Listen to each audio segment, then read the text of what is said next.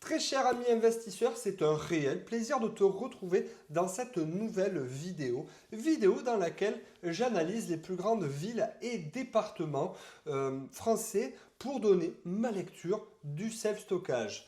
Si tu ne me connais pas, je me présente, je m'appelle Nicolas Todo, je suis propriétaire de plusieurs centres de self-stockage et j'ai créé la toute première chaîne YouTube dédiée à cet investissement de niche dont personne ne parle et pourtant qui est très rentable. Si par contre tu en as déjà entendu et que tu veux ouvrir ton premier centre de self-stockage, j'ai créé une formation.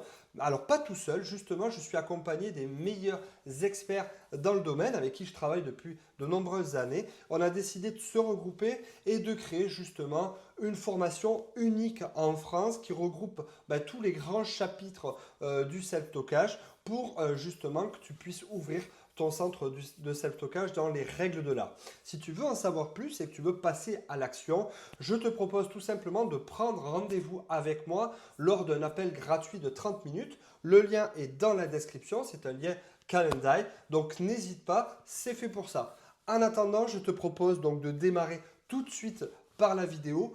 On va analyser ici donc la ville de Annecy et le département de la Haute-Savoie. Donc Annecy, c'est quoi? C'est les lacs, les montagnes, les touristes et surtout zéro place. Et c'est exactement pour ça que le self-stockage explose ici. Aujourd'hui, je te propose une analyse claire, chiffrée du marché d'Annecy et de la Haute-Savoie pour savoir donc qui loue, où sont les zones chaudes et pourquoi c'est un département ultra particulier en France. Tous mes chiffres seront basés sur les données de l'INSEE, que tu connais sûrement, et également par rapport au blog de location garde-meubles, qui donc est une référence dans le domaine du self-stockage. Commençons directement par ce que j'ai appelé le terrain de jeu. Pourquoi la Haute-Savoie est si spéciale? Déjà, la Haute-Savoie, c'est un département, et ce n'est pas un département normal, c'est un territoire entre lac et montagne, et surtout frontalière à la Suisse. Donc tu as l'axe Genève-Annemasse, Saint-Julien, avec une véritable pression immobilière suisse qui déborde. Tu as la vallée de l'Arve, donc avec Luz, Salanches, qui est très industrielle et très saisonnière. Et tu as bien entendu Annecy, qui attire à la fois les familles, des cadres, des entrepreneurs et des gens relativement beaucoup. Résultat, tu as de la mobilité. Tu as des logements chers, puisque le foncier est très cher et rare dans ces zones-là. Et tu as donc une saisonnalité. Donc c'est pour moi un combo parfait pour le self-stockage.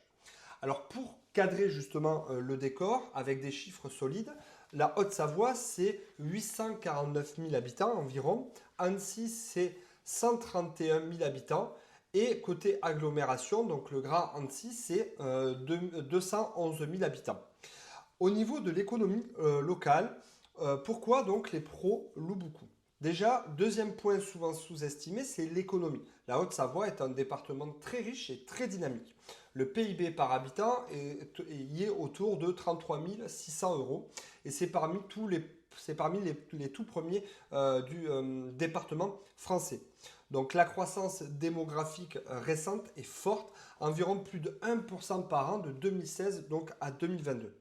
Et ça, pour le self-stockage, mine de rien, c'est énorme parce qu'il y a plus de population, plus de création d'activités, plus de flux et donc plus de besoins de stockage, notamment côté artisan, e-commerçant, BTP, l'aspect saisonnier aussi et les entreprises, bien entendu, transfrontalières. Maintenant, je voudrais qu'on se penche plus sur le self-stockage, quels sont les chiffres à retenir. Donc on va passer au cœur du sujet qui est l'équipement de self-stockage. Donc d'après l'article de location garde-meubles, la Haute-Savoie serait aux alentours de 8000 box, c'est un ordre de grandeur, répartis sur une quarantaine d'établissements. Et le bassin ancien concentrerait plus de 3000 box. Ce qui est cohérent avec la réalité de terrain, puisque ici l'offre donc est dense parce que la demande est structurelle et absolument pas ponctuelle. Concernant les zones chaudes, pour comprendre un petit peu la Haute-Savoie, il faut penser trois marchés. Tout d'abord, Annecy et sa couronne. Annecy, Cran-Gevrier, Sénode, Argonnet. Donc ce sont les marchés les plus tendus. Le logement est vraiment cher dans ces zones-là. Il y a des petits volumes, des déménagements sont fréquents et donc il y a beaucoup de familles en transition. Ensuite, deuxième marché, c'est le genevois français. Donc Annemasse, Saint-Julien, La Roche-sur-Foron. Ici, tu as une demande qui est plus professionnelle et transfrontalière, puisqu'il y a besoin de stocker parce qu'ils vivent entre deux pays ou parce qu'ils ont des loyers pro qui sont souvent trop chers. Ils cherchent justement à rationaliser leurs espaces de travail.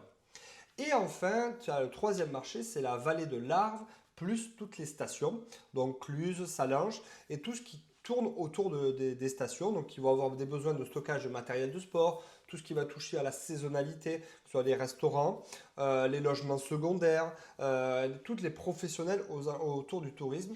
Donc là, avec une demande qui va être à la fois une demande d'été, mais également une demande d'hiver.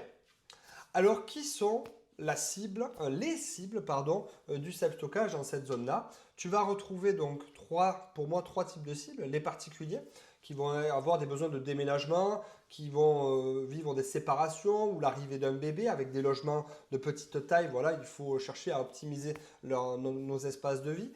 Tu vas avoir aussi des personnes qui font des travaux chez eux, ben voilà, qui vont avoir besoin de stocker pendant les périodes de travaux. Des personnes qui n'ont pas de cave, puisque les nouveaux logements, maintenant, il n'y a plus de cave, et donc c'est très fréquent, ça, en ville. Ensuite, tu vas avoir, bien entendu, comme on a dit tout à l'heure, les professionnels, et qui vont rechercher donc des mini-dépôts flexibles dans lesquels tu n'auras pas forcément des contrats de location sur de longues périodes, mais tu vas pouvoir louer finalement sur des périodes que tu souhaites, à partir d'un mois jusqu'à autant que besoin. Et enfin, tu vas avoir donc les saisonniers et tout le milieu sportif, donc le ski, le vélo, le paddle, les matériels de montagne. Ici, donc dans cette zone-là, c'est très culturel. Donc il faudra vraiment mettre en valeur et proposer des box adaptées justement à cette clientèle-là. Concernant la partie investisseur, l'opportunité investisseur, qu'est-ce qu'il faut regarder? Donc si tu souhaites justement te lancer sur Annecy, effectivement c'est attirant, mais il faut être très lucide. Oui, la demande est forte et durable, il y a une bonne démographie, il y a une très forte économie, mais attention, le foncier coûte très cher, il y a des contraintes d'accès à prendre en compte et la concurrence est déjà très présente sur ces zones qui sont très structurées. Donc la stratégie la plus logique, c'est de viser les périphéries car c'est plus accessible, il y a des axes routiers et des zones d'activité avec justement des espaces plus grands. Autre chose, c'est de proposer des box mix à la fois destinés aux particuliers et aux professionnels. Donc ne pas considérer un centre qu'avec une certaine taille. Il faut vraiment être certain, suite à une étude de marché, des tailles que l'on va proposer justement à des clientèles très particulières. Donc, et enfin, travailler sur une offre pas seulement simple, mais premium. Donc, avoir une variété de prix en fonction des profils, qui pourra être expliqué par un accès plus ou moins facile, des sécurités un peu plus élevées par rapport à certains types de box, et des parcours. Il faudra avoir, bien entendu, un parcours client très clean, puisque sur ces marchés-là, on repère quand même des centres dernière génération très bien équipés. Donc, il faudra vraiment penser à monter un centre comme on peut le retrouver justement aux alentours. Donc, c'est une zone qui est très intéressante, très structurée, très mature. Mais par contre, attention, la demande est importante effectivement, mais la barre est haute et il ne va pas falloir justement faire un centre au pifomètre. Ça sera nécessaire de réaliser des études de marché. D'ailleurs, si tu veux que je t'accompagne sur ça, n'hésite pas, hein, il y a un lien calendrier dans la description. Tu prends rendez-vous avec moi et je pourrai justement t'accompagner pour l'ouverture de ton centre.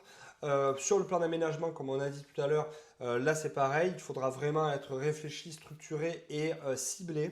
Et enfin, pour toucher à l'automatisation, la sécurité, là aussi, il faudra vraiment penser sur un centre comme un centre du futur et voilà, travailler sur des prestations comme on peut retrouver chez les voisins. Voilà, donc ce qu'il faut retenir, Annecy et à la Haute-Savoie, c'est un marché naturel pour le self-stockage puisqu'il y a effectivement de la pression immobilière, il y a une mobilité, il y a une économie forte, de la saisonnalité. Pour autant, même si les feux sont ouverts, quand même faire attention à de nombreux critères. Donc voilà, j'espère que cette vidéo t'a plu. Si tu souhaites en savoir plus, n'hésite pas à regarder ma chaîne, à t'abonner et si tu veux passer à l'action, tu as le lien Calendly. Je te souhaite une excellente journée et je te dis à très vite pour une prochaine vidéo. Salut!